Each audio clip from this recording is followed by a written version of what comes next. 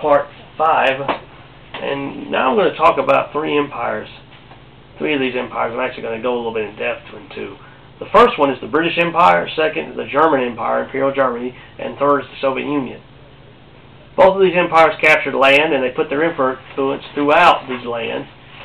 And here's the first one. The British Empire lasted from 1497 to 1997, exactly 500 years. This empire would become the largest empire land-wise in world history. They controlled land in every continent and in hemisphere. They defeated many enemies that stood against them, including the Spanish Empire, the Dutch, the Portuguese. They defeated Napoleon, the German Empire, and they fought and won, or were involved with the victors in World War I and World War II. And they also fought off many rebellions. Like there's the Boxer Rebellion that they helped put down, which was in China. There was the Boer War, the Crimean War, that they fought it and won.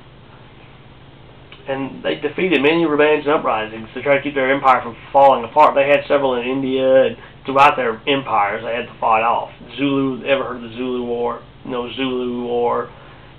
But as the empire went on throughout the years, they slowly started to lose their power.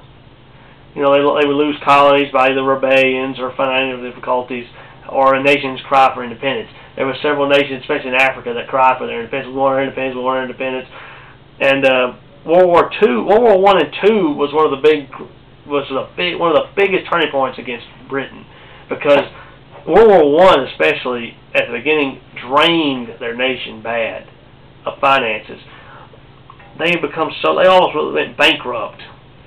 And in fact, Germany started to win World War I. A lot of people don't know that later on in the war, because France and Britain were so drained financially that they could not hardly fight against Germany. And Germany still had a little bit in them. They were losing finances and were falling apart themselves, but they had enough still in them to try to defeat the Allies, and they were starting to win the war and gain ground. And if America had not got involved when they did, Germany would have probably won the war, because by that time France and Britain could not have done much to them. And then they eventually, though, America got involved and they were able to regroup and beat Imperial Germany and defeat them, Imperial Germany, Austria-Hungary, and the Ottoman Empire, but it drained the imperial powers bad. World War I shattered the imperial powers. They still had their colonies, but they lost their dominance. They were never able to recover to their dominance force, and they did not have the same punch and power in their colonies that they did before. So eventually, after World War II, especially, many British colonies demanded their independence, and from 1945 to 1997, all colonies were granted independence, because the British Empire just could not maintain their empire much anymore. They were losing it. They couldn't maintain it like they used to, and they just started slowly giving them up, giving the empires back, giving the nations back, leaving the nations, granting their independence, and going and leaving. And in 1997, Hong Kong was the last to be given independence, which basically ended the British Empire. So by that time, they were the largest of the time in their entire world history. British Empire was the largest, and then they fell. They no longer exist. British Empire don't exist anymore. Today, it's just Britain. They don't own anything. There's a few little islands, I believe, that they own still, but that's about it. They're not nothing like they were before. Here's the second one, is the German Empire. They got their beginnings in 1871 under Otto von Bismarck. He unified individual German states, which is what at the time before that Germany was several sets of individual states. Some of the states, some of the larger states the largest state was Prussia, and then there was some of the other notable ones was Saxony, Bavaria, Württemberg, Mecklenburg, and Brunswick. He unified all these individual German states into a powerful empire. In just a few years, they become a powerful empire pretty quick. They were only around 47 years, and yet they were able to build up their power pretty strongly, militarily, industrially, financially. They become a very powerful, dominant force in the world pretty quickly. The unified German state, they become a world leader in industrial, military, and economy. And they had already fought against France, Denmark, and Austria, and gained ground against them in 3 wars. They defeated them all. They defeated them.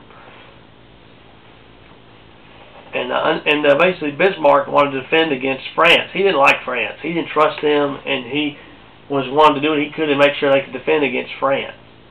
And he was a very aggressive leader. He wanted to Germanize the empire, basically conform all people living in the empire to German ideals and beliefs.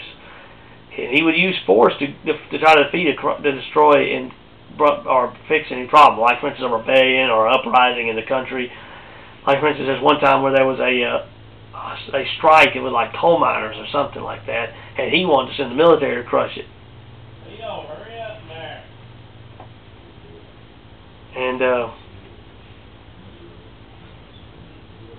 And he also wanted to try to gain an alliance with Russia to prevent a possible two-front war. He didn't like one two-front war with France and Russia on 2 sides. He didn't like that either.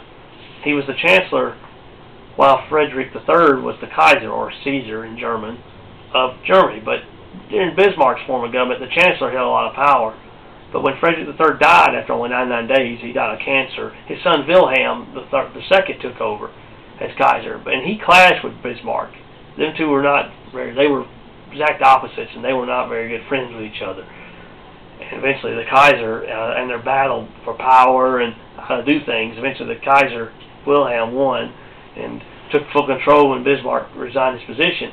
Some of the things that Bismarck did when he was Chancellor was he set up health, accident, and disability insurance during his tenure.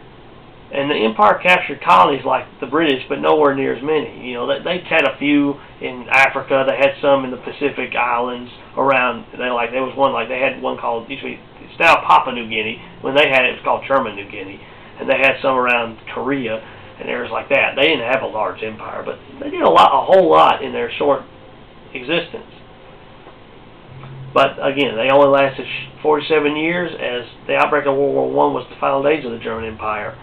They signed a pact with Austria-Hungary and the Ottoman Empire, basically what they call it, what is known as the blank check, where basically during World War I, a lot of the imperial powers around that area all signed little agreements with each other saying, hey, if you go to war, if you do this, we'll join up with you. Germany signed one with Austria-Hungary, and when Austria-Hungary declared war on Serbia, they Russia jumped in and said, you can't, that's our brother, and we're their friend, we're going to defend them. So they got involved. Russia, and then Germany, because they signed with Austria-Hungary, they jumped in, got involved, and then went in and attacked neutral Belgium to try to Belgium to get into France. France got involved, and then Britain for a while didn't get involved. They just wanted to stay out of it, but then eventually they had to, and eventually the Ottoman Empire got involved. Everybody got involved. All that entire was at war with each other. Basically, Austria-Hungary and Germany and the Ottoman Empire got in war. They fought British Empire, French Empire, Russian Empire, Italy, Japan, and then later with the United States.